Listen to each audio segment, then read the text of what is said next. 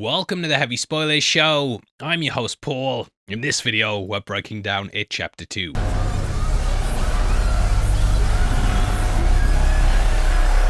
How do you follow up the highest grossing horror movie of all time? Well, you have adults walking around Derry for 90% of a movie. And here's the second movie.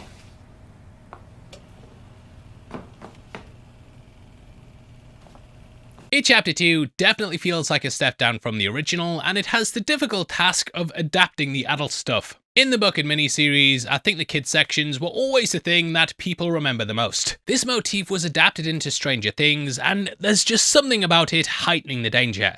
King wrote the book so that the events of both the past and present were read completely intertwined, so it wasn't too bad. However, both the miniseries and this decided to break them up into their own separate releases. I think Welcome to Derry has actually shown how much better stuff works when we have kids and adult stuff playing out side by side. But yeah, when you're sitting down to adapt a whopping 1,000-page novel, you can understand why things had to be split. I think most people tasked with making this into two movies would realise that splitting the stuff's the right way to go about it. That way we at least get two sort of complete stories instead of the first movie not really resolving either conflict. But yeah, throughout the years, the first night, first film, that's always been the popular one, and then it's always the adult stuff that feels like it doesn't quite hit the mark. That first movie was also obviously extremely popular, and they wanted to tie this one into that as much as possible, which leads to some nightmare-fueled de-aging at points. However, I think fans of the book will find a lot to like here, and I think when it's broken up into a couple of sittings, the film's really enjoyable. Whenever I sit down to watch it, I'll watch like an hour at a time, and I think breaking it up like that just makes the movie feel a lot better. Now, scripting began in 2016 with them initially envisioning the film as two parts. This was always part of Muschietti's plan, with him seeing it as a second part rather than a sequel. The idea to include more than what we get in the text was also something they really started pushing for. If you've read it, pun was intended there, but if you've read it, you'll know the adults basically arrive at the town, have a succulent Chinese meal, fight Henry Bowers, and then go and fight Pennywise. So it's not exactly the long summer that part one revolves around. Because of this, Muschietti actually looked at adapting some of the interludes, and this included the fire at the Black Spot. However, they couldn't work it into the plot and make it feel like it fit there naturally, so I'm really glad that they held it off until Welcome to Derry. And yet, never getting over it! They also planned to reveal Mature and the Turtle, but it was too much of a crazy concept to introduce. Instead, they had little hints towards it, and there continues to be turtles throughout the movie. But yeah, the focus was kept mainly on the adults, and the kids actually had some input on the casting. Both Sophia Lillis and Finn Wolfhard actually suggested Jessica Chastain and Bill Hader respectively. When they asked them, who do you want to play you in the sequel, because they all grow up, he said he wanted me to. And then like 3 months later, they were like, hey, you got a meeting to meet with the director of It. And I was like, this Finn kid's like super powerful. Oh my God. Each of the kids also wrote a letter in character to their older selves, which was a pretty cool way to help them get into the character. They also planned lots of cameos for the film. Though we get Stephen King at Rose's Antiques, his son Joe Hill was gonna show up as well. There we were gonna get flashbacks with a young Bill and Bev, and Hill would play the shop owner that King plays in the present. Guillermo del Toro was also gonna play a janitor as Ben flees the school. Del Toro produced Muschietti's Mama, and the pair have supported each other a lot. However, unfortunately, this didn't end up getting locked in. Okay, so if you're into collecting stuff, then you definitely need to check out the ultimate platform for collectors like us. That is Whatnot. As I'm sure you can see from all the stuff behind me in the videos, like I'm into die-cast cars, books, comics, Funkos, and a lot of different nerdy things. If you are as well, then Whatnot is absolutely perfect for you. If you're new to it, Whatnot's a live stream shopping app where you can buy, sell, and auction almost anything. They host seller-run streams where you can check out the sellers, items, ask questions, chat to people in the community, and bid for it all from the comfort of your phone. I've been going on Whatnot recently, checking out lots of stuff related to Welcome to Derry, and you can easily search for specialist live streams for exactly what you're interested in. You can also set notifications for the streams as well. For example, I found this seller who was selling Funko Pops, and in addition to that, also came across one who was not only selling them, but also mini GT cars as well. So like two things that are absolutely perfect for me. The auction let me chat to them and ask questions and just get to know the products and the seller themselves before committing to buying it. I know a lot of you guys are getting back into Pokemon cards like me as well, and they do lots of live openings and auctions. Bidding is super easy and you just swipe in and then win. Huge thank you to everyone who signed up using my code and has added to my credit, and if you want to add to your own credit, guess what? Right now, Whatnot are giving everyone who uses my code or link in the description $15 free to spend if you're in the US and £10 free to spend if you're in the UK. This is my holiday gift to you just in time for Christmas, and again, use my QR code or click the link in the description and you'll get $15 if you're in the US or £10 if you're in the UK. So scan it because I want to buy some more stuff. Thanks for watching the advert as well, really appreciate you watching through it, and yeah, I'll see you in the streams. Anyway, that takes us to the film itself, which begins with the Warner Brothers and New Line logos. Here we see the deadlights, which become a big focus in the film. They are its true form and ultimately what the characters face off against at the end. It's over this that we also hear the nursery rhyme Oranges and Lemons.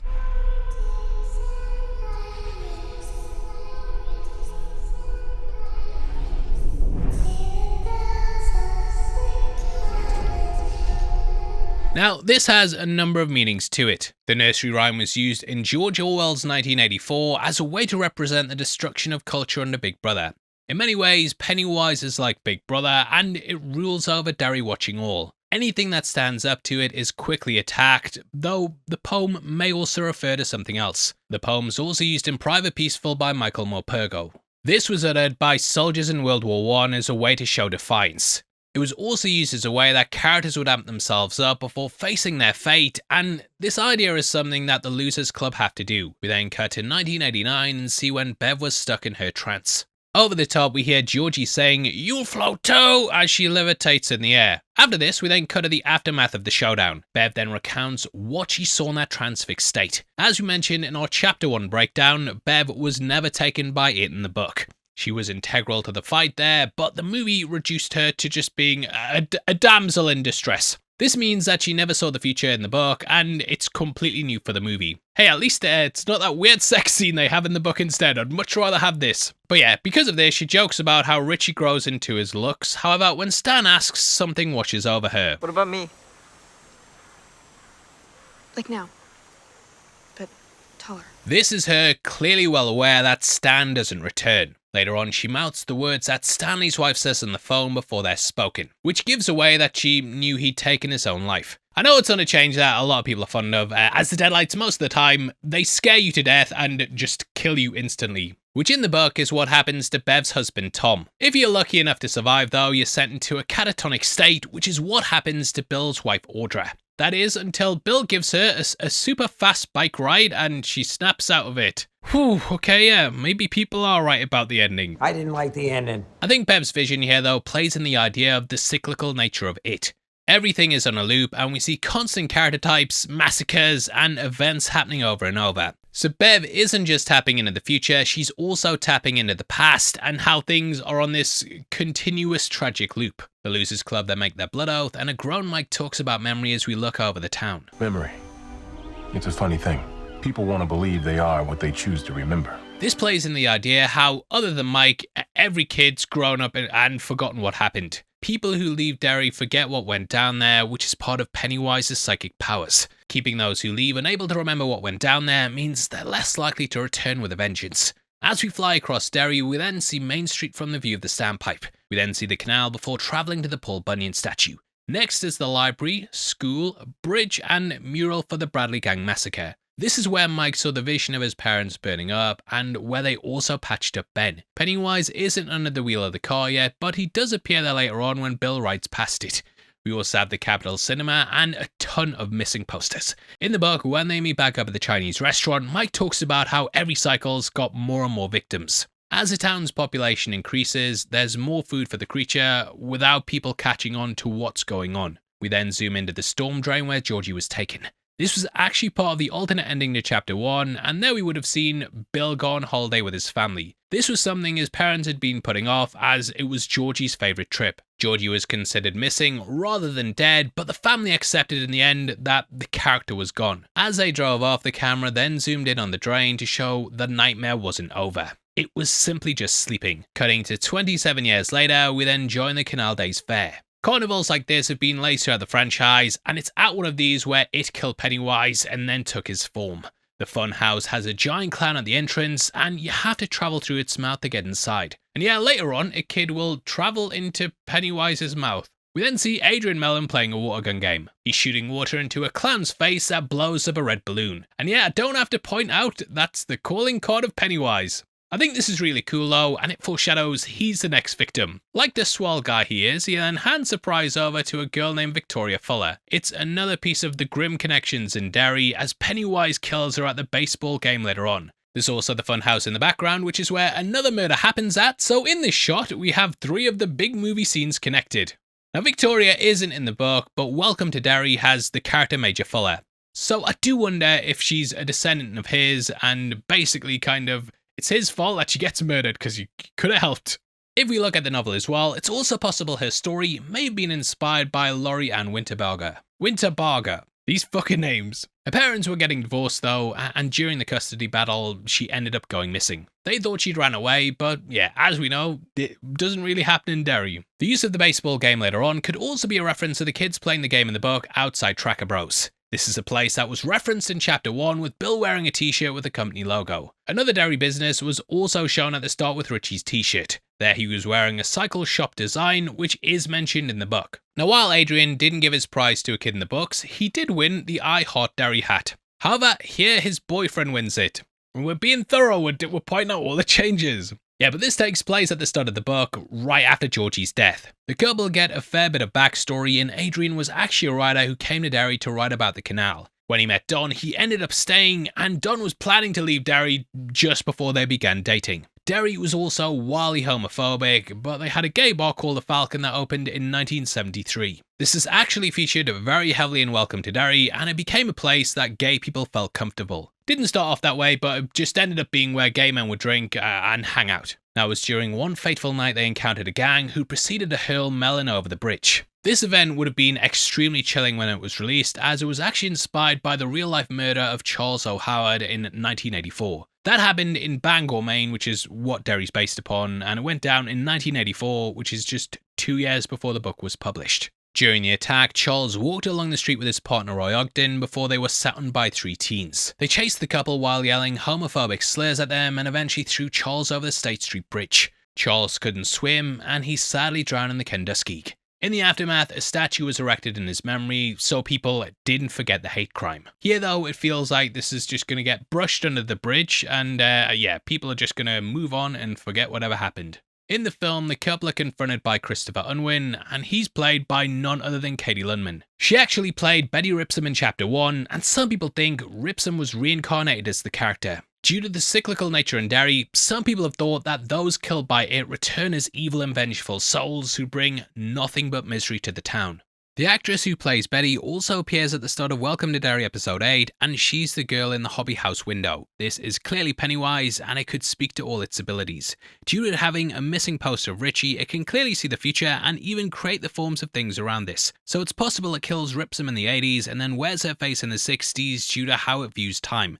It doesn't see things in chronological order like we do, and instead views all time at once, hence how Ripson could be appearing here. It's really complex though, lots of timey-wimey wibbly-wobbly stuff, so I'd love to hear your theories. Adrian was targeted in the book as the bullies didn't like that a gay man was wearing an I Heart Derry hat. The hat was also much different, with it being a silly top hat in the book. At least it allows for a beaver joke, I guess though. Beavers are also part of the town's mascot, and we saw one appear in the Pennywise show at the start of Welcome to Derry episode 7. Now, as they're getting bullied, Adrian snaps back by saying, Meg Ryan called. She wants her wig back. However, in the book, it's more of a risque innuendo. New for the movie is also Adrian Mellon's inhaler, which is perhaps tying him to Eddie. Eddie was always sort of as being gay, and in the movie, this was alongside Richie. Adrian hands Richie a flyer later on at the Paul Bunyan statue, which is supposed to signal this, along with Pennywise taunting him for being gay. So I guess the movie's telling us that inhalers are gay. What's it trying to say? Why have they all got inhalers? We then see Don say, Stuff like that.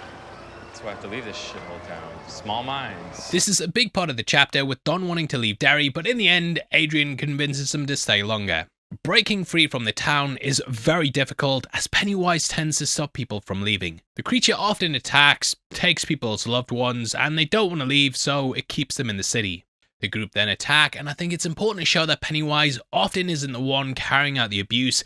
He's simply there in the mix, capitalizing off the evil that exists within humanity. All of the cycles have moments like this, and often the worst crimes are carried out by the citizens. This was of course explored more in Welcome to Derry, and with that in mind, it's clear why Muschietti chose that title when rewatching this scene.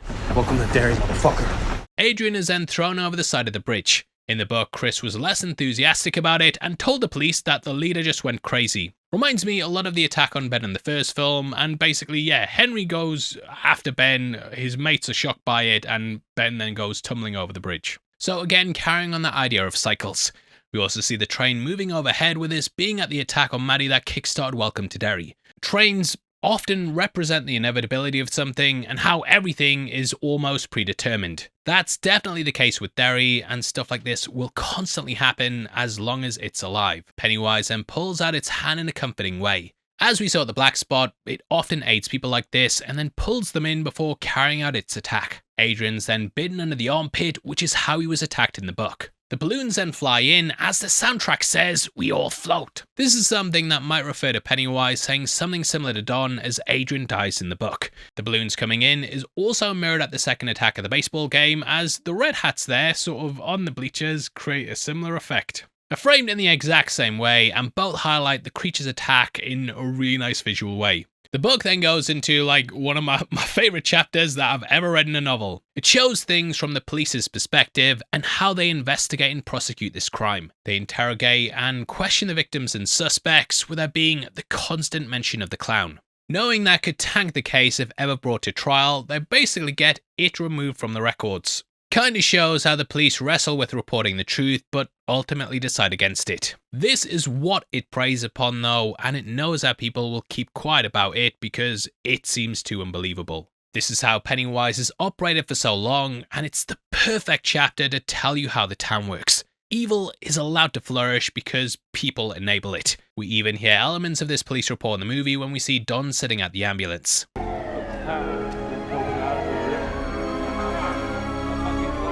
In case you can't hear that, he says it was a fucking clown. Ultimately, the attackers all got sent to Shawshank, which is of course another King connection. We then cut to Mike, who's awoken by the news of Adrian's death on the police scanner. Around the room, we have the Derry Canal Days poster, which we have a better look at in the behind the scenes. This proudly has Pennywise on it, so it makes sense that he'd keep an eye on this festival. And yeah, 2 attacks go down there, so clearly it's a hunting ground for the clown. We also have Leroy's funeral pamphlet right beside the radio, which I think's a really nice touch, especially now that we know how tied the character was to fighting the creature. In the book, it was actually his father Will, but because in the movies he died in a fire, they didn't have a funeral procedure. They would have had a funeral. I don't know what the fuck I'm talking about. But yeah, he never died of a fire in the book, and instead died of cancer just before Will graduated. He told Will about the fire at the Black Spot as he was dying, and this was when Mike learned about how long the horror had been there. Now originally, Andy Muschietti actually envisioned Mike as a drug addict living in misery. However, after realising the racial connotations it could stir up, he ended up deciding against it. Now in the book, Mike actually pays off the police each month to get info on the murders and all of their investigations.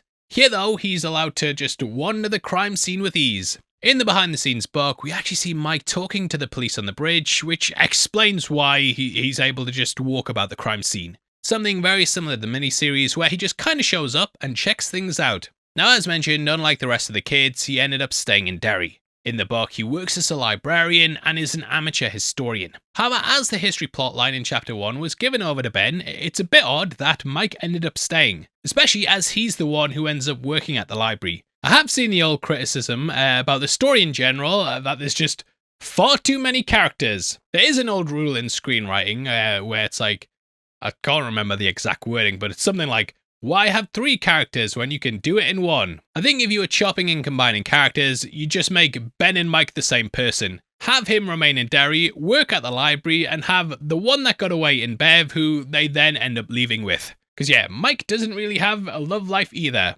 and just having a character remain at the library, fantasize about Bev, the woman he loves, while all studying that, just makes way more sense. Mike then realizes that it has come back. He finds a pop balloon that says I Heart Derry, which is not only a callback to the hat, but it's also the thing that appeared on the balloon before Patrick Hochstadter's death. This murder is what gets him to make the 6 phone calls. In the book though, he's not quite sure it is back, despite comparing this murder to Georgie's. It's not until he discovers the cyclical nature of the missing children and bloody events that he decides to call his friends. He also sees "come home" written several times on a pillar, which is something that Bev says in the book when they discuss it as adults. It's also what Mike saw when a kid named Jerry Bellwood was killed in the modern timeline. Isaiah Mustafa plays the grown-up Mike, and he said he read the book 8 times to really get to know his character. Which, yeah, sure you did, mate. Fucking hell. Come on, don't bullshit me. I audiobooked it, mate, twice, and I know how it goes. Like, it's like a fucking brick, this, mate. I know your tricks. I tell people I've read it that many times, but a lot of the time it was an audiobook reading it for me.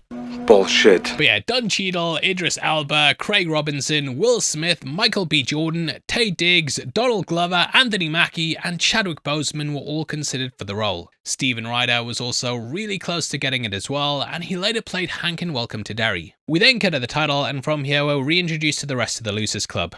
First up is Big Bill, while in the book it's Stanley. We catch him struggling to write the ending of his big screen adaptation of his book The Attic Room. However, in the source material, this was his first original screenplay. This actually played off real life, as it's something King had written into a lot of his contracts. For example, he wrote the first draft of the Shining script, and then Kubrick famously tossed it out. In the book, he also adapted his book The Black Rapids into The Pit of the Black Demon. They were unwittingly based on his battles with it as a kid, even though he'd completely forgotten everything. We hear the attic room is something that he's finding difficult and that he's stuck on the ending. As they say, his endings suck, and this is a criticism often levied at King, and this book in general. All due respect, people loved your book, loved. They hated the ending. The book jacket shows someone descending into a basement, and this could be him in the first movie. There's also a foreword by Jason Ballantyne, which is a reference to the movie's editor of the same name. James McAvoy plays the grown-up Bill Denborough, and he's much more handsome than how the book describes adult Bill. He was suggested by none other than Jessica Chastain, and the two actors had starred together in The Disappearance of Eleanor Rigby, which also starred Bill Hader. Chastain is actually really good friends with Annie Machete, and this was after she starred in his 2013 movie Mama. Andy's sister, who produced the movie, also mentioned how the pair wanted Jessica to play Bev while filming Chapter 1. McAvoy and Chastain also starred together in X-Men Dark Phoenix, but the less said about that, the better. As he exits his trailer, we then see the movies being filmed on the Warner Brothers lot, which is, of course, the studio behind Chapter 1 and 2. Love a bit of corporate synergy, I do. However, the movie was actually filmed at Pinewood Studios. You hacks! Bill's disrespected on set though, and we get a look at his wife Audra. She's reduced greatly in this story and plays a much bigger role in the book.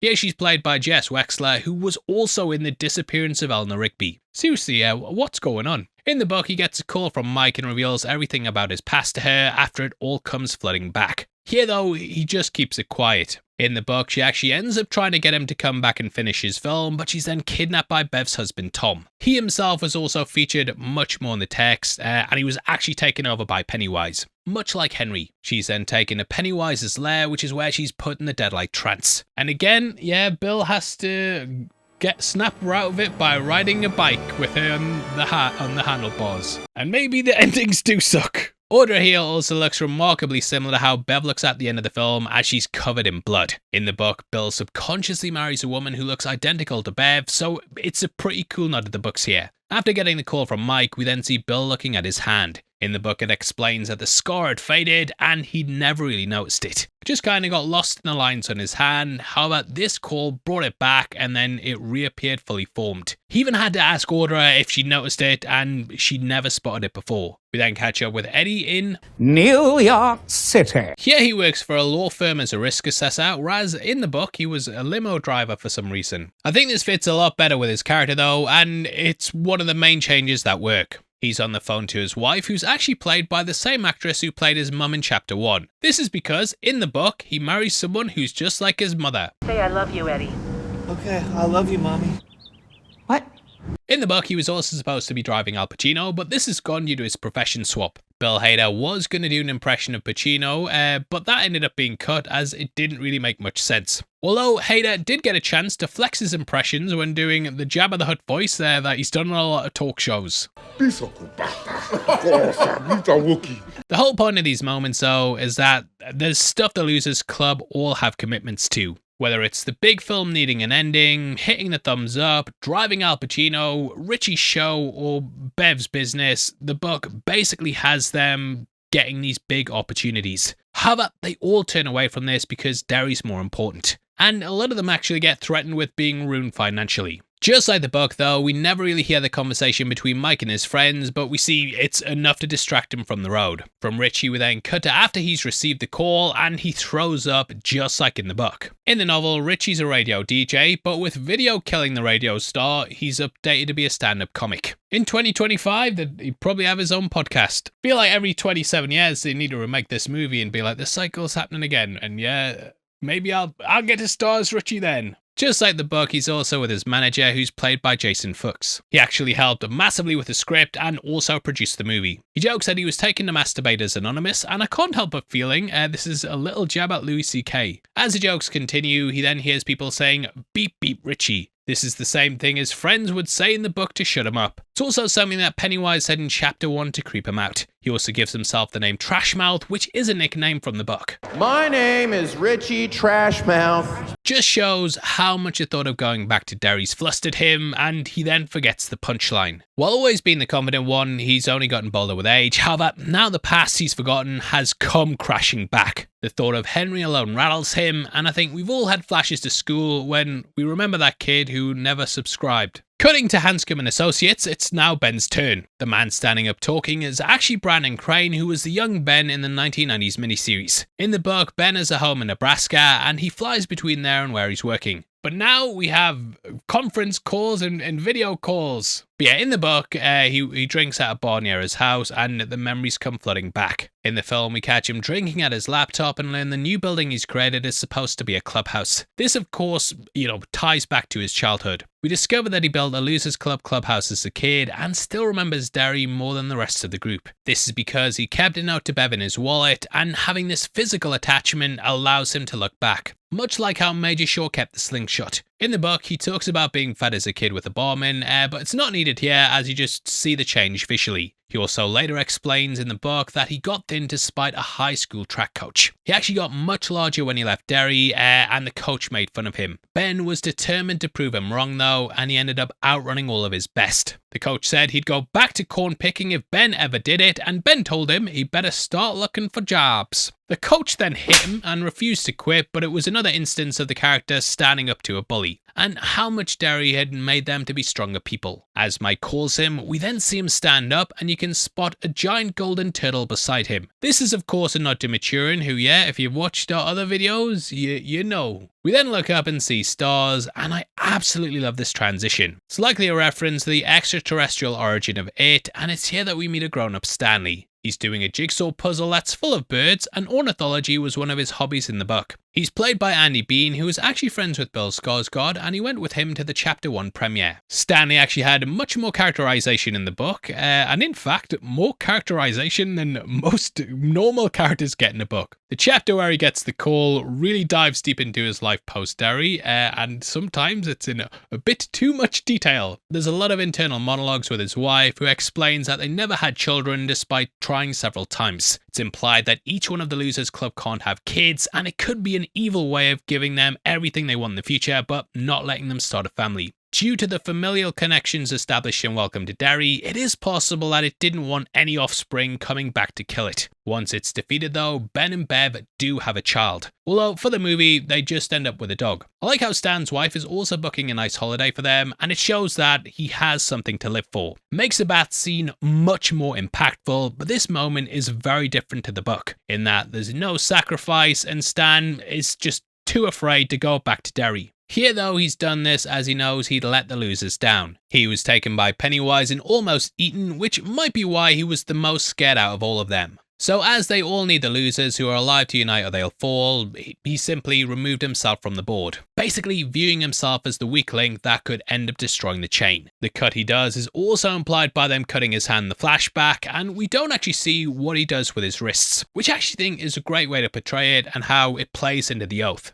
The clothes are also neatly folded up, and in the book they said he had OCD. We see him covered in blood, which we've had to censor for YouTube, and though we don't say, well, we say it later on, he does write the word "it" in blood, just like the novel. We then transition over Bev, who gets the imagined blood drips going onto her. It's a lot like when Bill was asleep in the first movie and water dripped from his ceiling onto the sketch of her. Later she explains that she has nightmares of each one of them dying every night, so this is that in action. Stan's death then jolts her awake, and she then gets the call. Mike then speaks to her and asks if she wonders why she can't remember anything, or even has that scar on her hand. This happens in the middle of the night, just like the book, which boundaries, mate. Do the calls in the day. The book also gives us far more details on Bev's life, including her husband Tom. In the book, much like Stanley, we see Bev via the eyes of her partner. He's an absolute piece of shit and was abusive just like her father. Played by Will Beinbrink, he does a great job of copying her father's mannerisms in Chapter 1, and he was also in The Disappearance of Eleanor Rigby. Are you kidding me? Every fucking dude was in that movie in this film. Just like Eddie though, she's married someone who is like her abusive parent that's trying to control her. He also reaches for his belt, and the book describes in great detail how this is his tool to torture her. He has pride in how badly he beats her and is just a horrible, horrible person. It's something that was ingrained to him as a child, as his mother would beat him with a belt as well, so the cycle of violence continues. Bev, however, stands up to her bully and she ends up leaving. She runs down the steps past the painting of the pair, and in that he stands over her looking very controlling. You might also notice there's a shadowy figure behind him. The creative team actually painted Pennywise into this image to show how he was manipulating Tom. Here she then drops her wedding ring outside, implying the relationship is very much over. We saw Stan put down his ring in the last scene, which was left neatly on his clothes, so I do feel like it's mirroring it here. As she walks down the street, there's also a great transition to the sewers. Andy, mate, you are fucking amazing at transitions, I'm not kidding. No notes.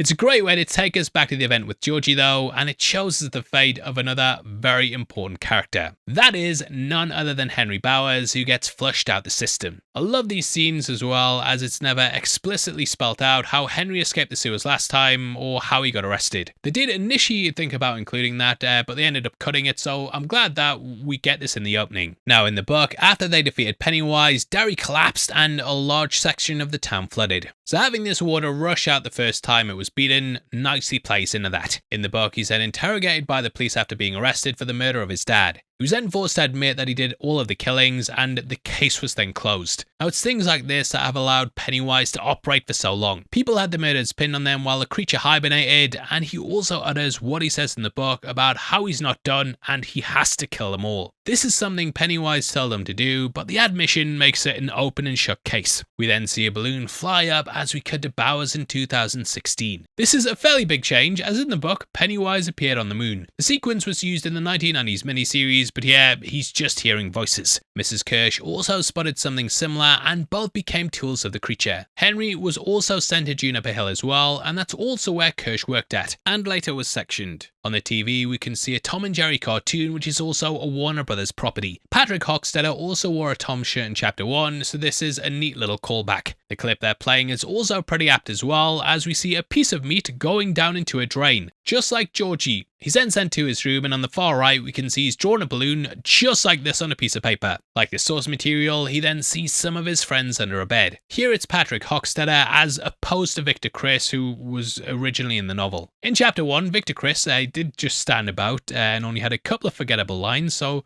I feel like this change works. Patrick then gives him his knife back, just like Pennywise gave it to him at the end of Chapter 1. This is all part of the creature's plan to get revenge, as Pennywise always expected the Losers Club to return. This is why he left Henry alive in the first place, as it's always useful just having a psycho on your side. Either way, while that's happening, we head to the Jade of the Orient. Bill's memory starts to come back as Eddie also returns and lists his allergies to the poor waitress Rose. Yes, Rose is what she's called in the book, and I did wonder if that kind of set up Rose and Welcome to Derry, or if that was a tribute or something. Don't know, it's the same name. Ben then turns up and shocks Bev with his transformation. He asks if there's a password, which is a reverse of when she asked him that when they first met. Here we can also see Richie wearing a t-shirt with crosses. This is identical to Jesse's shirt in Nightmare on Elm Street 2. The character has become a gay horror icon over the years, and it's seen as being especially special because those were in the days where that kind of representation didn't really exist. So it fits here that Richie's wearing the same shirt as that character is also in the closet as well. However, he does roast our boy Eddie and is shocked that he married a woman. I love the camera zooms here as well, as they're very quick and they make the quippy lines really snap. Bill Hader just kills it throughout. He's the MVP of the movie, and yeah, his years on SNL have made him perfect for characters like this. The chemistry between him and Eddie is just as good as Finn and Jack Dylan Grazer, who played the young Richie and Eddie respectively. Also love the way Bev quickly changes the question when asked if she's married, and Ben kind of looks over. How long have you been married? Hey, we saw your movie, by the way. Oh my god, it was so good. In what's a great bit of attention to detail from the makeup department, if you pause the film at 30:49, you can also spot bruises on Bev's arm. They're clearly handprints and have come from Tom, and yeah, it's just a nice bit of consistency. They then discuss Stanley and wonder if he's actually going to show. In the book, Mike reveals that Stanley took his own life at this point, and he found out as he subscribed to the rest of the kids' local newspapers. And you can subscribe to the channel as well. The group have fun and then eat, and it's all much less cheesy than the miniseries. They discuss the memories coming back, and even Bill's stutter returns. It's here that Mike explains the cycle and mentions Lisa Albrecht. This is one of the kids who's named in the book, and we learn there that she'd just been recently killed. As Mike flips through his journal, we can also see illustrations of Pennywise and also something hanging up, which might be the thing you saw in chapter 1 at Quality Meats. He explains why they were brought back, and he wants them to finish Pennywise once and for all. In the book, Bev then brings up all the disappearances, how it's ramping up, and she says it should be national news, but nobody seems to have heard about it. Mike agrees and says anywhere else would have had endless media coverage, but nowhere's reporting on it. He says it doesn't want it to be national, and then utters the line, "Something is going on here, but it's private." In the novel, when he opens up his book of victims, Mike also brings out a photo of Georgie. Bill says he hasn't seen it for decades, and Mike says he found it out in plain sight next to one of its victims. This is something we see at the start of the miniseries, with it coming from Bill's photo album. However, since that wasn't used in chapter 1, it doesn't make sense to include it here, so they just skip over.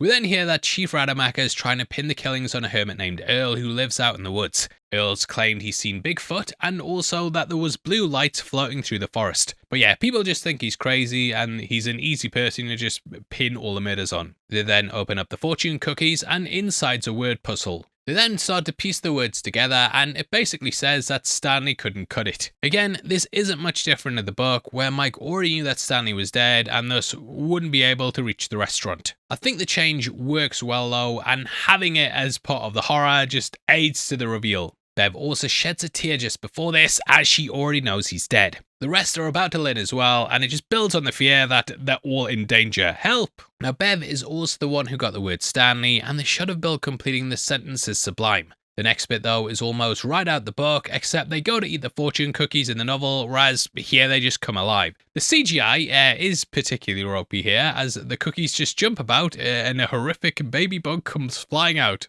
In the book it was just a normal, if not horrifying, insect. But yeah, here they kind of go over the top with it, but initially it was just supposed to remind Eddie of a cricket infestation that he found in his house. I think this is more towards Mushy Eddie's style though, as it often uses messed up baby creatures, and we saw one throughout Welcome to Derry episode 1. There's also a wing that hatches, which might be a reference to a deep cut from the book. In that, Mike was attacked by a giant bird that at first reminded him of Rodan. That, in case you don't know, was a kaiju that also crossed over with Godzilla. There's also a dying baby bird, which might also refer to Rodan too. This also appeared in the miniseries, and there we believed it was a nod to Butch Bowers burning down the Hanlon chicken coop. We then see an eye with tentacles, which again is a callback to the book. In that, Richie was terrified of a movie called The Crawling Eye, and when they went to attack it in the sewers, it ended up taking that form. The bowl then oozes the creepy black goo that came from the mattress in chapter 1. The goo is also shown later when the adults get to Nearbolt Street. It's a creepy scene in the text, but I think the bad CGI in the film does kind of ruin it. In the book, we also had an explosion of blood that came out of a cookie, and this was done in a way to remind Bev of her bathroom. We then meet Dean, who was actually in the book, however in a kind of reverse Stephen King. King barely gave him a story. No 4-hour long chapter for this kid. He then says the fun's just beginning, which causes Richie to lose it on him. Always kills me as well, and yeah, it turns out it's just a line from Richie's act. Dean also pops up later on, and it turns out that he's living in Bill's house. The character wasn't named in the book, and he only appears at the storm drain scene. The movie, though, utilizes Dean to really play up on Bill's grief. Him living in the same house, being a kid who was brutally murdered, it all plays into Bill's guilt and how he couldn't save another child. Outside, Bev then calls Stanley's wife, who reveals he's died. We then see it scrawled in blood, which is a drawing that we get in the book. But yeah, we're having to censor it here, but if you look closely, you can see it on the page. Mike explains that he's got a plan, but yeah, nobody's got any faith in it, and thus Richie and Eddie decide to head back to the Derry Townhouse. It plays out a bit differently in the book, with everyone then separating and then going on what's called walking tours. It's basically a chapter where they walk through the town, kind of revisit the past and remember the things that happened, which we do of course get in the movie, but yeah, they actually are more wanting to get involved with it. Whereas yeah, they're just playing up the drama like, fuck this, we're off. This in the end leaves just Mike and Bill, but as it's been over 30 minutes since the Adrian Mellon death, we need another killing. Let's break things up. It's at this point that we catch up with a kid from the festival who's with her mother watching a baseball game. I imagine that one of these teams is the Derry Tigers, which is the high school team that's mentioned in the book. They also appeared in 11/22/63, which is another of King's work. The home team, including her mother's wearing red, which is usually a sign of it. This is a really clever detail though, and it shows that the clown is pretty much part of Derry subconsciously. She's then lured by Pennywise to below the benches through him using a firefly. We can also hear notes from the song that was used throughout the first film.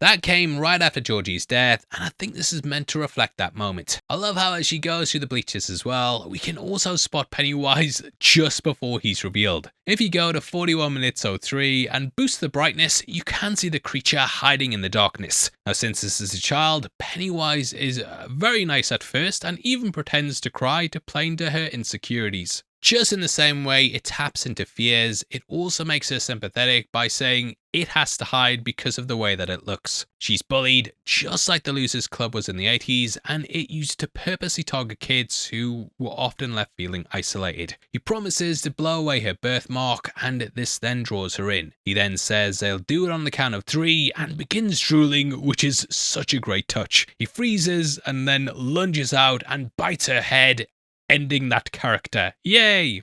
I will remember you.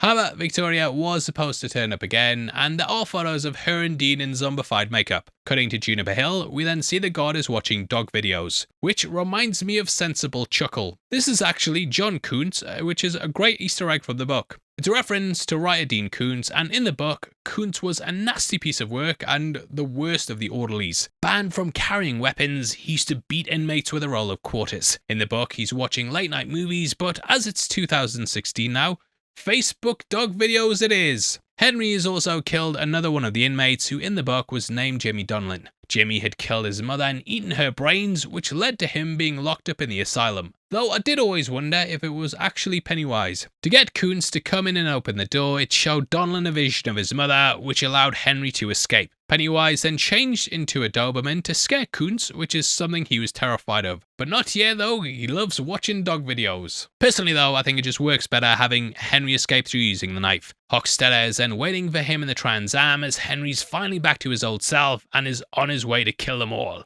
Kill them all! Kill them all! This kind of feels like a nod to the deleted scene in chapter 1 where we learned Henry had killed all his mates and was sitting in the car with their bodies. We then go to the Derry Townhouse as the Losers Club arrive to pack up and leave. Ben then walks right over to Bev, who hits the liquor right away, and I may add be the same, but where's the staff? He then probes her about knowing about Stan's death, which kind of reveals to the rest that there's something else afoot here, and they can't just run away from their problems. Meanwhile, Mike and Bill meet up at the library where Mike lives up in the clock tower. In the book, this is known as the lighthouse, and Mike's referred to as the watchman who stayed behind to keep guard. Bill then mentions how the library was bigger back then, and we can see how stuff's changed since Ben was there. And yeah, it should have been Mike's plot mate, but moving on. Bill then says it used to feel a lot bigger, and having recently gone back to one of my schools, I know what he means. Like, I was surprised at how small everything was, and I used to think, like, the assembly hall was massive, and then it got there and it was, like, probably twice the size of my living room. It speaks to the idea of growing up, though, and how things sort of lose their magic when you're older. Like how wagon wheels feel smaller as your hands get bigger, and Freddos used to cost 10p. There's displays and cases as well, including a Native American axe, which plays in the tribe of Maturin and their battles against the creature. Mike then presents Bill with his history book. He tells him about the origins of the creature, which sort of adapts something they did as kids in the book. In the book, they did a smoke hole, which gave them insight into the past. They had to cut it from the first film, but Machete then ended up including it here. We can also see a fairy tale door that the Losers Club enter at the end. Above that are some Twizzlers, which might be a reference to the book. When interviewing Mr. Keene during one of the interludes, he's offered licorice whips a few times. Crack that whip. Licorice whip. Below the fairy tale doors are also some loggers, and Derry used to be a logging town. A few of the workers were found dead in a cabin in 1876, and there's also a model of the library, which we learn a bit of trivia about in the book. Turns out that Ben basically took the design of the library and turned it on its side, and this is how he made the BBC building. Bill's then given some water that's laced with hallucinogenic drugs, and this is so he can open his third eye. Chapter 2 explains that the Shockapausch people were kind of the guardians of it. Their ancient ancestors had a ritual named the Ritual of Chud, and this was able to banish Pennywise for a century. They live outside of Derry, beyond its reach. As we know, Derry was built on the Forbidden Forest, and thus the tribes live on the outskirts away from the creature. It's here that we then meet the tribe themselves and see them demonstrating to Mike what it is. In his mind's eye, Mike then sees the creature crashing down on Earth. Behind him, we can also see a figure standing mimicking his movements. This is actually Pennywise manipulating him and making him think that the ritual will work. James McAvoy is also hilarious when he's drugged, especially when he opens his eyes. Open my eyes. I don't feel real good. He then sees the deadlights and the predatory form that the creature first appeared as. This included a giant bird, which is what attacked Mike in the book. It also appears as a giant spider, akin to how the miniseries depicted it at the end. Mike then explains how an ancient tribe tried to stop it by sealing the deadlights in the vessel. Later though, we learn how they failed, and Mike kept it a secret so that the friends would reunite and work to bring it down. And yeah, the fact that it escaped and he has the vessel, it kinda hints how it didn't really contain it. Now again, this scene actually happened in the childhood timeline as opposed to the adult one we see here. Ben actually created the smoke hole after learning about them being used in Native American rituals. He discovered that when Native Americans needed to make a big decision, they'd often use this ceremony. Only Richie and Mike ended up staying throughout the ceremony, and they were the ones who saw it come to Earth. This also clarified that it happened millions of years ago, even before the Ice Age. King here is also clearly inspired by the movie It Came From Outer Space. Now again, all of this was cut out from chapter 1, so this scene was then created for this film. It's clear that Mike's been researching lots of different ancient societies though. Bill falls against a box of books, and we can see the book Pillars of the Sky. Written by Cecilia Holland, this was about the creation of Stonehenge. Bill then realizes that they need all of them, and Bill is the only one who can get them to work together. Mike comes off as fully rattled by the town, and he realizes he's just too crazy to unite them. But Bill can. Meanwhile, Ben pushes Bev to say what she saw back in 1989. Turns out she's seen each one of their deaths. The deadlights have fully affected her, and she has the same nightmares every night where she watches them die. Thankfully, at the end, she finally has good dreams when she speaks to Ben on the boat. Mike then theorizes that the virus of it's been lingering, and Stanley was the first to succumb to it. Richie then mentions he was the weakest, which was true as he was the most scared out of all of them. Mike then explains that all living things must abide by the shape they inhabit. That means it has the weaknesses of the form it takes on. So for example, if it appears as like a big scary moose thing, it can only run and move as fast as a moose can. This is important for the Ritual of Chud though, which will finally allow them to kill Pennywise. This is all stuff that's lifted directly from the book, and there we get an inner monologue by the creature that kind of explains all the rules. But yeah, you can't really do that in the movie, so yeah, they just have Mike say it out loud. Richie just wants to ignore what's going on though, and Bev says that if they don't defeat Pennywise this time, then they're the ones who are gonna die. So they must go out and remember everything that happened in the past. The missing posters also litter the street, and a newspaper says that body parts have been found in the Barrens. They then head into the Barrens itself, and the shot's identical to that of chapter 1. That showed that they were all finally united after meeting Mike. They've now become united as one again, albeit minus Stanley. The train line goes overhead, and as we pointed out last time, trains are all made up of different carriages that are united and moving in the same direction. So it's very fitting to reuse this shot, and they also did it in Welcome to Derry as well. We also see the group walk by a sewer exit. It's the same one that we saw after Georgie died in chapter 1. The kids spent a lot of the time at the Barrens in the book, and it was kind of a central location for them to all get to know each other. It wasn't really used a lot in chapter 1, except for like the rock fight in the quarry, and there was talk of like a supercut with all the deleted scenes that would flesh out the Barrens a bit more. I'd actually love to see them go back and edit it like the book, where we kind of jump back and forth between the timeline. That is the technique they actually bring across the next scene as we have them fall into the clubhouse. As Ben looks up and tells them to come down, we then see the kids climbing down the ladders. Now here they touch upon why Ben became an architect when he was older, as he managed to build all of this. He does say though that he found most of it dug out, and I do wonder if this was done by the Derry Army base like we saw early on in Welcome to Derry. Everyone except Eddie is impressed by Ben's work though, and it's kind of like his work to make the dam in the book. He also talks about how he wants to go to Bar Harbor and learn architecture, which is something that he ends up doing in the book. Eddie's future self then picks up the paddle ball, and I like how he's wearing red. The red ball also breaks off in Stanley's face, and these two are the only ones who die. So it's like a red balloon, but showing it was Pennywise who got them. Now the de-aging is a bit terrible, mate, and Ben's face looks like it's just stretched over his body. But yeah, it's just one of those things at the time, mate. Everyone was into de-aging. It was like, we'll do de-aging every film. Bev then sees a poster for the Lost Boys. It's an absolute classic that sees kids trying to stop vampires in their town, just like how the Losers Club are trying to defeat it. Kiefer Sutherland also starred in it as well, and he played the bad guy in Stand By Me, with that being an adaptation of Stephen King's book The Body. Stand By Me and It, they're quite similar stories if you've read them, but It kind of has lots of psychological horror moments to it where, Stand By Me is just, it happens in real life. It's made up, you know what I mean? Time to load.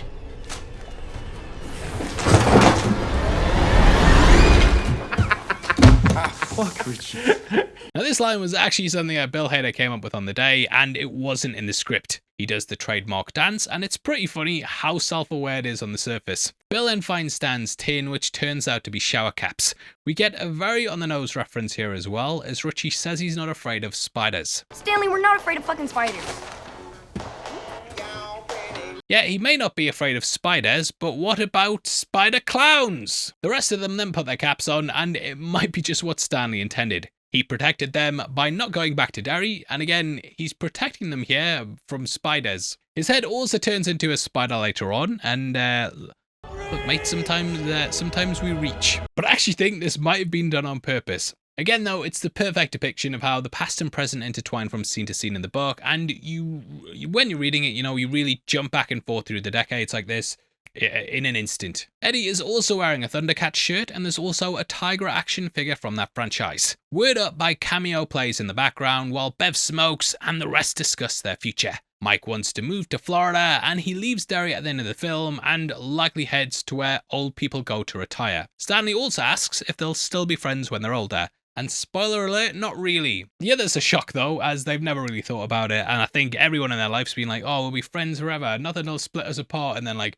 5 years later, you never speak to them again. It's very rare to stay friends with all your friend groups for the rest of your life, but yeah, we all have those people that have been friends forever, and now when I meet up with them, we're always kind of just like, remember the days, and kind of talk about the good old days, and nothing else. Bill then exemplifies the kid who thinks it'll never go away, and to his right is Marty McFly himself. This is the character who went through time to the 50s, which is when the kids' stuff in the book was set. Yes, I'm reaching again. In 2016, they then need to go get artifacts from their past to burn and sacrifice in the vessel. In the book, Mike simply wanted them to remember, but we're in movies, we have MacGuffins, and I don't really mind this change that much. So they head off to go and find their totems and decide to meet back at the library. However, Pennywise is able to strike because they're alone and at their weakest. We then get flashbacks to after Nearbolt Street, which is when the group parted ways. Bill took Bev home, and we then get an older Bev going to her old house. I love the detail that you can see Marsh on the door at first, before she then double takes it later and sees that it says Kersh. We also have a clue beyond this that this is Pennywise, as Skarsgård provides the voice of the character at this point.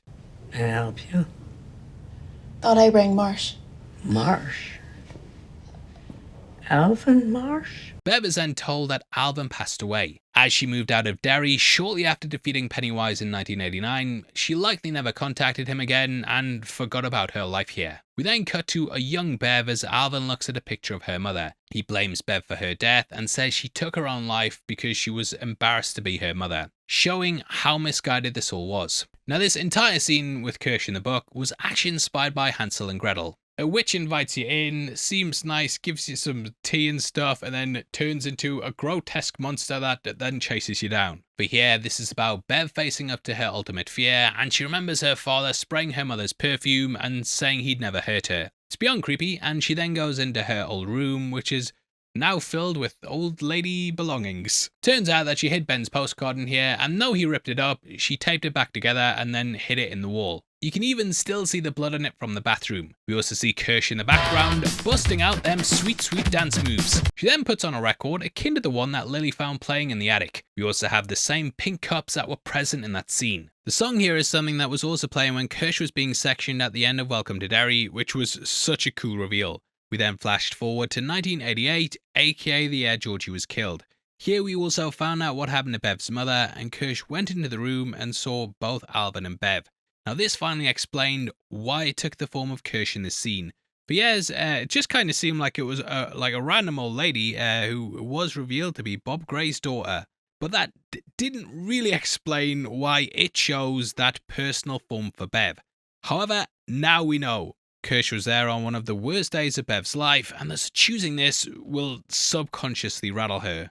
Bev doesn't quite recognise her, and logically, it would make sense for Kersh to still be alive 27 years later. But this form was picked because of that. Not only was Kersh there when she found out her mother was dead, but she was also there when she found out her father died as well, which is crazy. Mrs. Kersh also says, "No one who dies here ever really dies." Which is also what she said to Lily in the attic, and then Bev at the end of the season. No one who dies here ever really dies. And then she kind of starts buffering. She then starts to fan herself, and we see the wounds on her chest. Bev then looks around the room while Kersh says, My father came to this country with $14 in his pocket. We also have a picture of identical twins, which may be a further connection to The Shining. Bev then comes across the photo of Bob Gray as Kersh says her father was in the circus. I love this reveal when Bev looks at the photo and Mrs. Kersh peers creepily around the corner. It reminds me a lot of the librarian from chapter 1, and she then walks from one side to the other in a nice little jig. The record also skips just as the reveal hits. Kersh asks if she's still his little girl, which is the same thing Alvin said before attacking her. The monster then breaks forth and she chases Bev. Bev then comes across Gray putting on his makeup inside what appears to be his cot. It's a great way to highlight how endless it is and how near impossible the task of defeating it is. It survived countless generations, countless decades, and is almost like an immortal being that you just can't get rid of. People like Bev have tried in the past and all have failed. In both the book and movie, Pennywise then says it's too dangerous and there's nothing they can do to stop them. In the book though, Bev claps back and says the grackles know your name, which actually frightens it. This is kind of similar to how Stanley recited the bird names to stop Pennywise at the standpipe, and we can see a lot of bird imagery in the house. There's birds on the wall and also on Mrs. Kersh's dress. In the book, it also turned into a bird after the fire at the Black Spot, and its feeding period is also known as the augury, which is the ancient practice of observing birds to spot certain omens. And yeah, this is what allows her to open the door, and it's kind of like how Stan escaped the locked door at the standpipe in the book. Upon stepping outside, she then sees the buildings run down, and clearly no one lives there. Although Bev has had the scare of her life, in the end she managed to get the artifact. Now, they were going to place a balloon in the scene at this point that would then float by, but yeah, they just cut it from the movie. We then catch up with Richie, who walks past the Capitol Cinema with a marquee saying,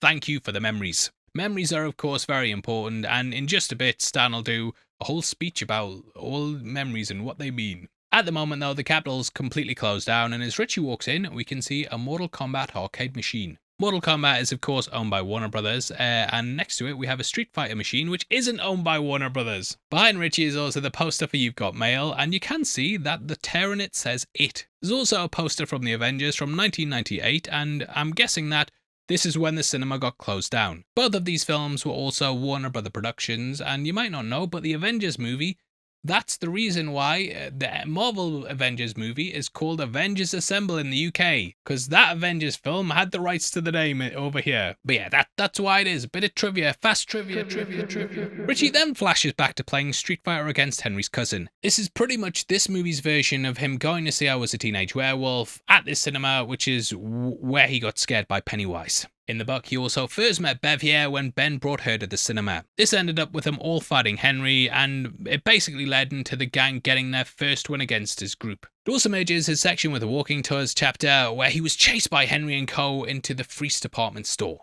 This is the same name that was on his shirt in chapter 1. Behind the lads, you can also see a poster for A Nightmare on Elm Street 5, The Dream Child. This was what was playing at the cinema in chapter 1, and it of course features a shape-shifting child killer who taunts kids psychically. We can also see that it's showing at the cinema at the end. Behind the grown-up Richie is also a Rampage cabinet, which is also owned by Warner Brothers. Fast trivia. After getting bullied out by Henry, Richie then rushes outside and cries on the park bench. This was actually a scene that was planned for the first film, but it got cut due to the budget. Now in the book, it actually attacked the adult Richie, but they decided that, we need the kids in the movie more. They were successful, just bring them back any way possible. But I do bet they wished that they filmed it with Hader instead, because the de-aging on that lad, whew. But yeah, it then attacks, and I love how the mouth of the Paul Bunyan statue is being made to look like Pennywise's teeth. The bats are also similar to the book, where Pennywise would summon them every so often. Almost like a vampire. I think the fact that the statue is considered a hideous eyesore that then comes to life is a great play on Derry itself and how almost every aspect of it's dangerous. Richie then snaps back to 2016 and we see the Derry Tigers cheerleaders. There also appears to be a Paul Bunyan play being rehearsed on the stage. It's here that Adrian Mellon then hands him his funeral leaflet. It's a nod to the book and how Pennywise would frequently change signs and words to taunt the losers. On the bottom of the pamphlet, we can also see a picture of Pennywise. The clown then appears once again as the people around Richie just stand still like a flash mob. I love how it's all just part of the illusion, and this just shows how much command of Derry that Pennywise has. The clown then says how it's lonely as no one wants to play with it anymore. It also says, "Come back and play!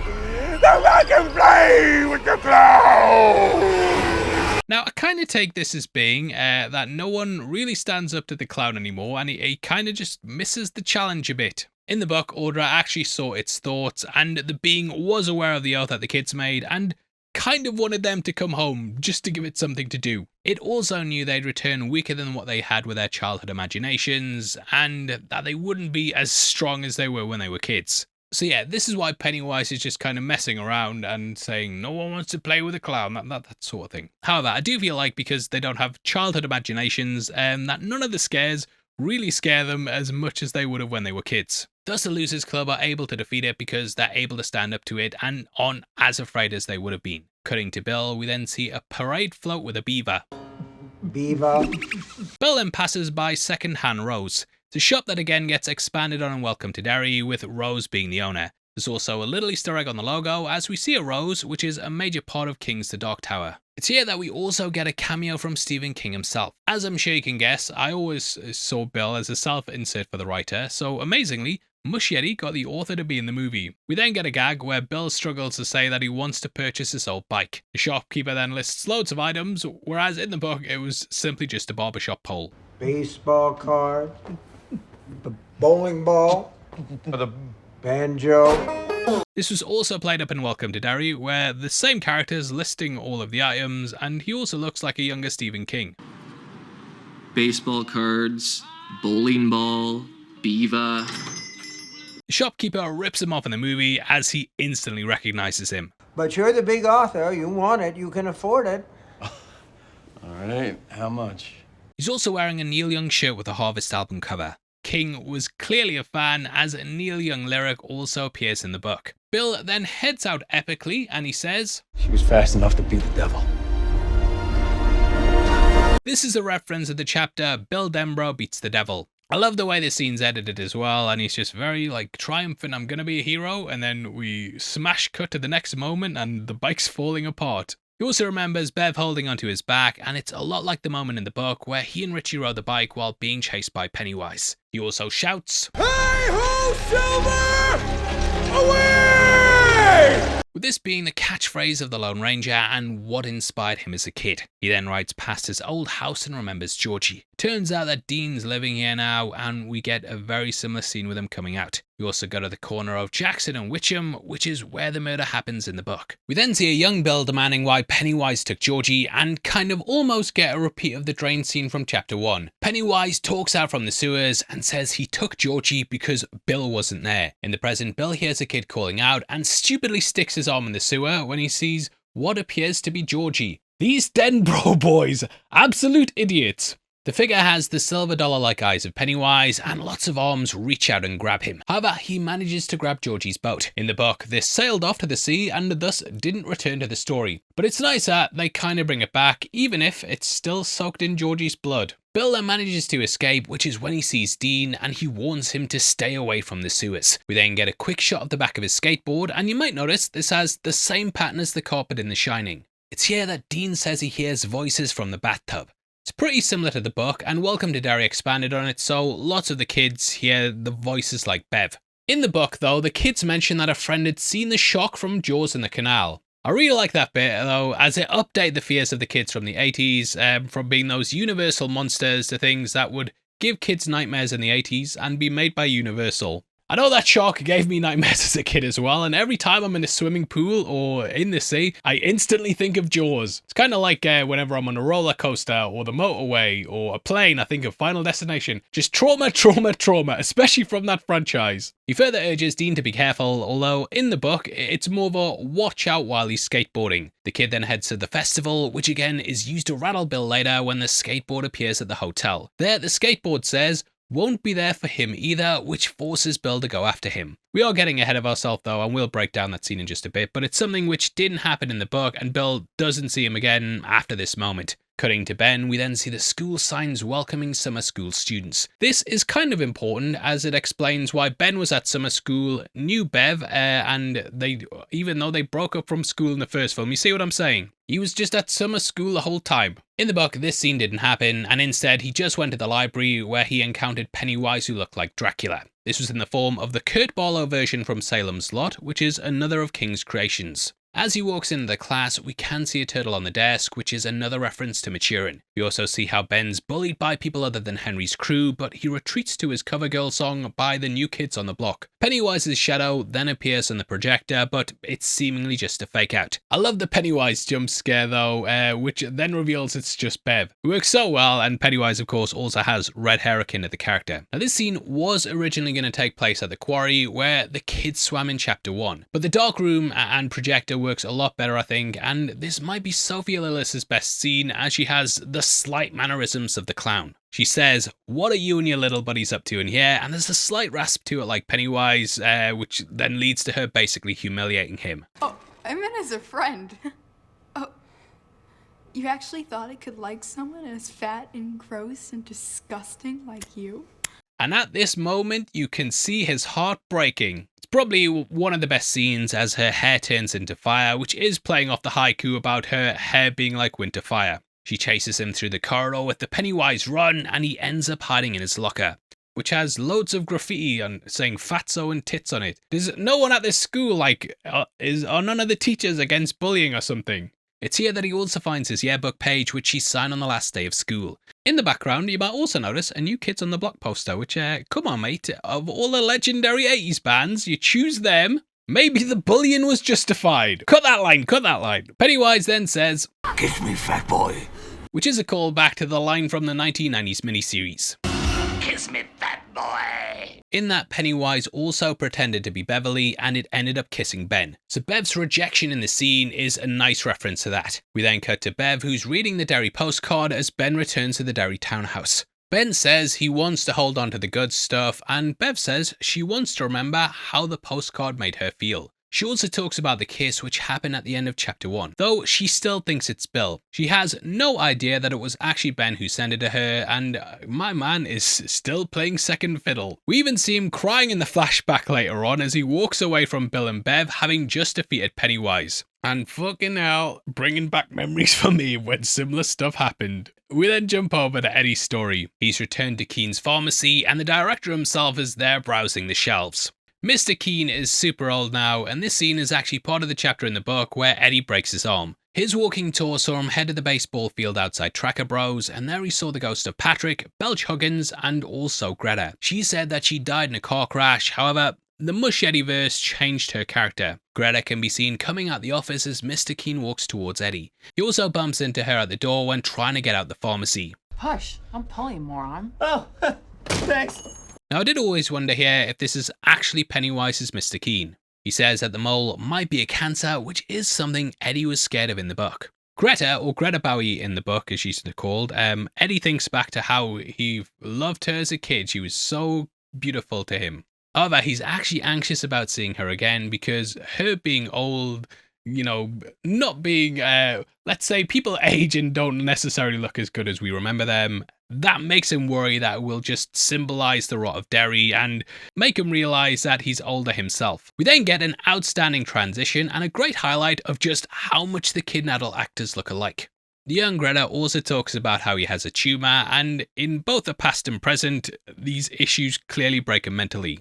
Hearing his mother screaming from the basement, he then decides to head down there. It's here that he's attacked by the leper, which is an okay scene, but I think my big issue with this part of the movie is that it's literally the same scene happening over and over and over again. I don't know how much else you really learn about the characters, and it doesn't really progress the plot. Instead, we're stuck watching the same moment over and over again, where the adults go in, remember being kids, get confronted by Pennywise, find their totem, and then escape. And yeah, at this point I was a bit like, oh, we're doing it again? The leper then attacks though and throws bile upon him, which is his worst nightmare, as the character's of course a germaphobe. Also think they do some really weird creative choices here and just kind of undercut the scene by using this song.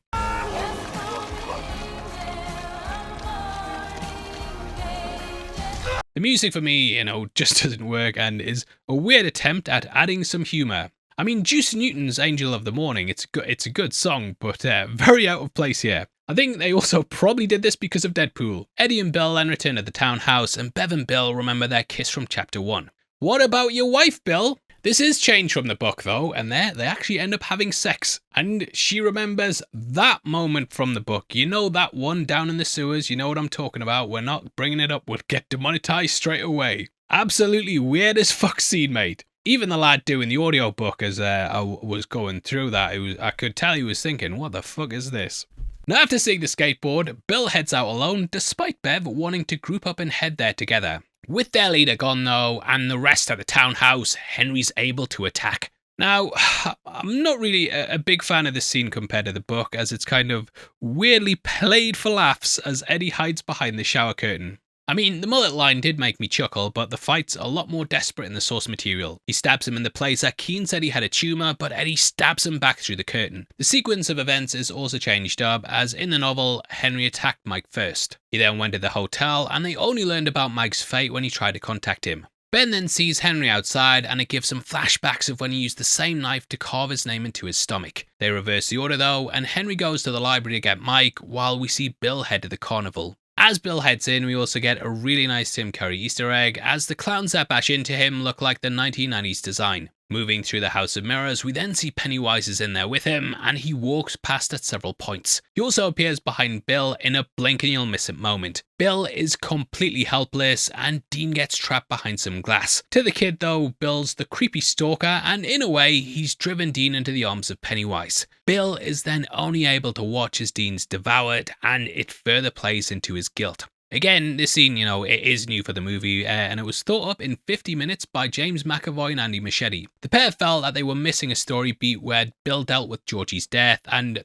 thus they created this. I love the way Pennywise also appears like a shark, and the design of the face here is really, really good. Cutting to Richie wanting to leave, he passes by the synagogue where Stanley's dad was a rabbi. Flashing back to 1989, we can see a load of names on the notice board. Most of them are completely made up, but there is Nigel Churcher who did the art direction for this movie. There's also Michael Lerman, who's the AD on the film. Now, we saw a bit of this scene in chapter 1, and though the speech was cut from the movie, they decided to add it here. In a way, I feel like it works better, as this movie is heavily about Stanley's sacrifice. We then get a montage of lots of things with the Losers Club. It's all about memories and leaving things behind, but in a way, how pain often makes you who you are. We also see Richie carving R and E into the fence, which is one of the closing shots of the film. This is the kissing bridge where Ben was attacked at, and it speaks to the love that he felt for Eddie but never got to share. In the book, it's covered in homophobic graffiti, and it makes sense that Richie would keep his sexuality secret in 1989. Homophobia was a massive thing in the book, as it was described in depth as part of Adrian Mellon's death, so I can't see why Annie Machete decided to lean into the story for chapter 2. Mike also overhears a man say how Will was the one who set the fire. There was then going to be a scene where we'd see Mike investigate it. He would have returned to the burnt out house and found the corpse of a little girl. Pennywise would then taunt him here, and it's a shame that we never get this expanded upon other than seeing the fire in chapter 1. Stanley then mentions how the best memories are the ones that are easiest to lose. It echoes what Ben said about wanting to remember the good ones despite having very horrific childhood trauma. Remembering the good times is what they need to defeat Pennywise, and the clown's banking that they can't rekindle that childlike wonder. We then see Stan rebel against his dad, who we saw in chapter 1. His Torah lessons, they just weren't going well, and his dad was embarrassed that the son of a rabbi might end up failing. Cutting to the older Richie, he says thanks for turning up, and it shows that people don't die, they just live on in your memories as long as you remember them. Back with Mike, we then see the headline we mentioned earlier, as he remembers seeing his parents burned to death. If you look at the fire itself, you might also notice that the words "it" are present there. Will obviously stood up to the creature, and this was it finally getting its revenge. The paper also lists them as crackheads, and this is a way that Pennywise destroys the pair and Mike's memories. It of course also plays off the fire at the black spot, and when Pennywise grabbed Will in the water, he taunted him by saying, "You'll burn too." Henry then comes running through, and this is the fight like Eddie and Henry had in the book. Our expectations are subverted here though, as in the book, Eddie kills Henry with a Perrier bottle to the sternum. It looks like Mike may do this with the knife, only for Richie to get the kill with the tomahawk. So not only did the Native Americans guide him to the ritual of Chud, but their weapons also saved his life. And yeah, I love the way that's all played off. In the book, Mike's then taken out of the story, and he spends the rest of it laid up in hospital. Pennywise then sends another person to kill him, but ultimately it fails. However, I think you need Mike in the climax, and it kind of underserves the character to have him be the one who's lived in Derry for 27 years and then be taken out the climax. Bill then heads to 29 Nearbold Street just like he did as a kid. The rest all join him, and we then get a repeat of 1989. Except back then he was urging them to join him, whereas here he's begging them not to. Bill can't accept any more guilt or blood in his hands, but they all stick together. Let's kill this fucking clown? Let's kill this fucking clown. Which is a callback to this. I'm gonna have to kill this fucking clown. Marge also says something along these lines in Welcome to Derry. I want to kill that fucking clown. Bev also picks up a fire poker, similar to the fire poker she used in chapter 1 at Nearbold Street. It's pretty much just a repeat of that scene from the first film, and even the black goo bleeds from the walls again, which I did actually wonder if it might be referring to the Atlanta Bloodhouse. Richie also cracks a joke and gets hit with a beep beep from Bev. Beep beep, Richie. Most dead line reading I've ever heard there, and after hearing this 500 times in the audiobook, I would never want to hear it again either, mate. Pennywise also says something along these lines in Welcome to Derry in order to taunt Marge. Beep beep, Margie. Walking around, they then try and remember where to go, and we see as Ben's scar forms on his stomach again. However, instead of saying Henry, it turns into home. Such a great switch when we see Pennywise in the mirror carving the words into Ben's stomach. Bev then breaks the mirror, mirroring how she put the rebar in the clown in 1989. We then get a horrifying moment as Stan joins him as the head with his spider legs. In the book and miniseries, this actually happened earlier in the story, and it went down when the adults were drinking at the library. However, it nicely plays off the Nearbold scene in chapter 1, where a contorted Pennywise climbed out the fridge. It feels like a direct reference to The Thing, and we get a head crawling around with spider legs sticking out of it. You gotta be fucking kidding. You gotta be fucking kidding. Only Mike saw it in the book, and there it was stuffed with feathers, which was intended to remind him of the bird he saw and his dad saw at the black spot. We then see the head in the ceiling as drool comes down. I also wonder if this is an homage to Aliens, as the xenomorph drool in that and Attack from Above. The Thing and Aliens are of course well-known Eddie's properties, and they're likely things that the Losers Club would have seen ad nauseum like me. Ben eventually stabs it, which causes the creature to scuttle off to the sewers. They then go down there and make their journey through the tunnels. Upon hitting the center, we see the giant tower's gone, and there's just the fairy tale door that was mentioned in the book. Now I do wonder if them defeating Pennywise the last time caused it to come crumbling down. Pennywise definitely feels like a shadow of his former self, and not as powerful as he once was. They even did that in the costume department, with them purposely dyeing his costume yellow to make it seem aged. As they head into the water, Bev's then grabbed by Mrs. Kersh, who says time to sink. In Welcome to Derry, Dick got submerged beneath the water, which led to him seeing visions of his grandparents. Everyone then dives in, except Eddie, who says, Guys, come on! Please come on, I don't want to walk out of here alone. It's a grim foreshadowing line that he is not walking out of there at all. I do think the scene with Bev is kind of pointless though, because she just gets like grabbed, pulled under, and then rises back up a minute later. And when the movie's 2 hours and 40 minutes long, mate, you can cut some stuff out. Like Stan, Eddie is very hesitant about going down into the true lair, and he says how going there will just get them killed. So it does kind of set up why he's the one who dies. However, Bev says, Take it. It kills monsters. Just like with the unloaded bolt gun in the first film, if you believe the weapon can kill Pennywise, then it can. This is similar to how Eddie used the inhaler to attack Pennywise's visions in the sewers. They then climb through the door, and I'll just love the design here where we've got tight spaces, tunnels, and yeah, lots of scary things. I wouldn't want to go there myself. The set design is just fantastic, and it really feels like the belly of the beast. They then burn their totems and start to enact the ritual. This is pretty different to the book though, as there Bill enacted the ritual of Chud completely by himself. The book version then saw Bill engage in the Battle of Wills in an astral plane which was simply called the Void. Now in the film, Mike says the past must burn with the present, and in the book, we actually cut back and forth between the 80s and the 50s. The rituals are also performed at the same time as you're reading them, with both the past and present basically being intersected as one. The ritual then happens for real, and the adults try and capture the deadlights in the vessel. It almost seems to work, but a balloon then appears, showing that they've failed. Pennywise's true form then appears and reveals that Mike lied and calls the ritual a gazebo. This is of course playing on how Eddie confused placebo for gazebo, and the original natives died as they didn't truly believe it. The failure here also happened because Mike knew deep down he was lying, so it wasn't something that was ever going to vanquish it. It's at this point that we finally get to see the spider form of it, and in the book the kids saw this form as well, but chapter 1 just had the normal Pennywise. Now, this isn't its true form, but it's simply the closest thing that a human mind can envision the eldritch entity as being. Absolute chaos then ensues, and again, it's different to the book. This is because it was in the metaphysical battle of wills against Bill, but here it just sends them into their nightmares. The first involves Bill being submerged and then popping up in his basement, which again is something that feels like Mushy Eddie brought across to Dick. He ends up seeing Georgie, which did happen in the story, albeit on the way to its lair. Once again, it uses Bill's guilt against him, just like he did in chapter 1. Meanwhile, Eddie and Richie are presented with the 3 doors from that film.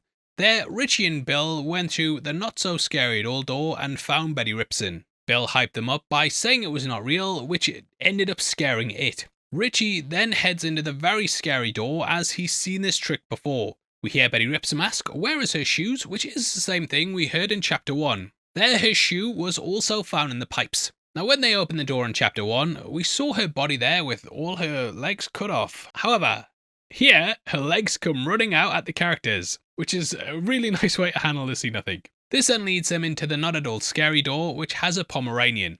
This is a little nod to when they first started the ritual, as Richie said. How with the puppy? Pomeranian. The humour is a bit out of place though, but this still shows how Pennywise is messing with their minds. Meanwhile, in Bill's childhood basement, he has to confront his younger self. It's a very clever scene as the adult Bill gets put in the position that Pennywise was in during chapter 1. The scene was playing on Bill's grief and guilt, and this time Bill admits the truth and says, I just pretended because I didn't want to play with you. Now this is a multi-layered prank by Ed as Bill has to confront his own trauma. However, in many ways it backfires and it allows Bill to finally get rid of his guilt. In doing this, he can move on and become stronger because of it. He tells his younger self that it wasn't his fault as the fake Bill uses the bolt gun from chapter 1. He literally kills the past the same way he did to defeat the clown the first time. This is what allows him to go back to the real world. Bev is then sent right back to her childhood as she lands in a toilet cubicle. This is just like where we saw her hide during the start of chapter 1. There's graffiti that says, blowjobs called clown, which is a reference to the leper asking about a BJ in the book. There's also one that says, call Bridget for a good time. This is possibly a nod to Bridget Pereira, who is an animator on the movie, which is a bit harsh if it is. We also see more graffiti as Bev slams into the back of the cubicle. We see Hate Clown, which is scribbled out along with Beverly Marsh, which is the name that Greta called her in the first film. Some words also say Beverly gets around, hinting at the slut rumours. There's also Cover Girl, that which is fading. As we mentioned earlier, this is what Ben was listening to in the flashback, and it does say together forever, which kind of hints at their future together. Below that it says, Betty Ripsome took a leak here, with the words below that taunting how she died. Near the bottom, there's also an insinuation that Richie's gay. As we pan around to see the door, it also says, your father is proud of you. This is how Mrs. Kersh says father, and it's something she also repeats throughout the book. Each one of Bev's bullies then try and break in, starting with Greta saying she can smell her, just like chapter 1. You can also see the yellow in her eyes, highlighting it's the form of the creature. The creepy Mr. Keene then says she smells like Lois Lane. This is a callback to him saying she looked like the character when she tried on the glasses in the first film, which was a bit weird. I'm getting the word nonce. Henry then appears saying, here's Johnny, which is an obvious callback to the iconic scene from The Shining. In fact, them all sticking their heads through the door like this is an obvious homage to that, and it's clear Machete's a fan of the story due to how much Dick gets expanded upon in Welcome to Derry. As Bev crouches down and covers her ears, we can also see the graffiti saying, big is what it seems. Slow that down. Big is what it seems. Because of this, people have taken this as being a clue from maturing and how they need to shrink it down to mentally kill it. Blood then comes in, which is of course a reference to her bathroom scene from the first film, but also a nod to The Shining. In that we saw an elevator of blood, which has since become almost as iconic as the Here's Johnny line. This also actually set the world record for the most amount of artificial blood used in a scene, with there being over 4,500 gallons. Bev is also taunted by her father, who represents an abusive man she had love for that showed her nothing but pain. Pennywise also taunts Ben, whose fears dying alone, however, love wins the day. Ben confesses his feelings for Bev, and he then repeats the poem. Gives her the strength to break out and save him, and in chapter 1, Ben woke her up with a kiss, and she said, General Ambers. Thus, she finally remembers it was him who wrote it. She gets drenched in blood once more, and it nicely brings things full circle from the bathroom scene in chapter 1. Mike then gets grabbed, and Richie throws a rock at him, much in the same way he saved Mike against Henry, which led to the rock fight. Richie then calls Pennywise a sloppy bitch. According to IMDb trivia, Bill Hader used to call his friends this when he lost games of GoldenEye. In the book, Bev also fires a rock at Pennywise in order to defeat the creature, so it does kind of tie into that a bit. In the movie though, I love when he gets deadlighted, and this was such a cool moment I remember seeing in the cinema that's just stuck with me since. The way Hader just turns to a rag doll, yeah, fantastic acting, and give the man an Oscar. Now this is a little different to the book, and though he comes into contact with the lights, it's in order to go in and pull Bill out the ritual. Pennywise is then speared through the mouth once again, just like chapter 1, and Eddie thinks that the day has been saved. This is to only get speared himself like Bishop at the end of Aliens. I've always thought it was a shame as well that Eddie died, and I always kind of wished he managed to get out of it. This is different to the book though, where Eddie gets his arm bitten off and then he simply bleeds to death. Richie then gets revenge when Pennywise is dying and he rips off one of its arms. In the film, they drag him out of the way, and he talks about how he choked it earlier and thus made it small. This then leads to them figuring out how to defeat it. They need to make Pennywise small, and the plan is to simply lead him to a small part of the cave. While he's small, they'll be able to kill it due to the laws of its form. However, this doesn't work, and they realize they simply need to make it feel small instead.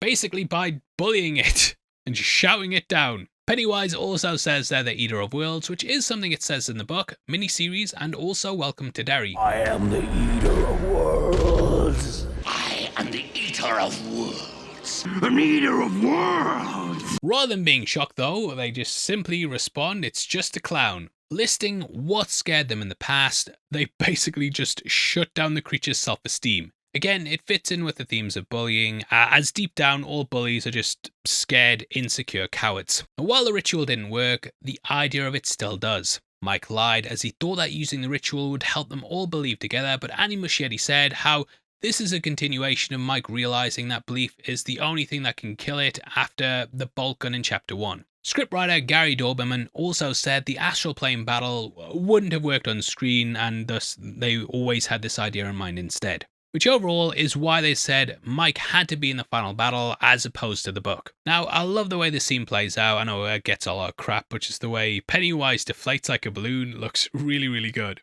Mike then brings up that it has a scared beating heart, and this then forms and we hear it beating in the background. This is something that also happened in the book, however, there it was Bill who did this.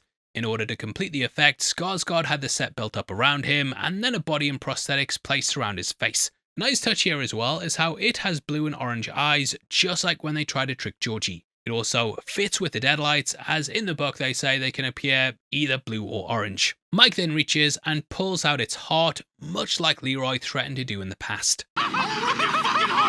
One major moment as well that's missing from the movie is the lack of eggs and any hint that it's a woman. In the book, it's revealed to be female, and it turns out that she's laid a shitload of eggs.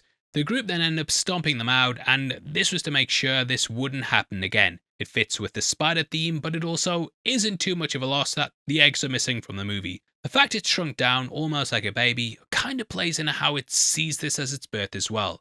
We have talked about this in our Welcome to Derry ending explained in a lot more detail, but it's a nice consistency in how it views time. The adult losers then escape as the sewers start to collapse. In the book though, it isn't just the house and sewers that get destroyed, but most of Derry itself. The story begins and ends with the city flooding, but apparently they just didn't have the budget, so they just destroyed the house instead. This is a scene that also feels very reminiscent of Carrie though, which yeah, again is a Stephen King classic. Returning to the quarry, we can also see a no jumping or diving sign and barrier.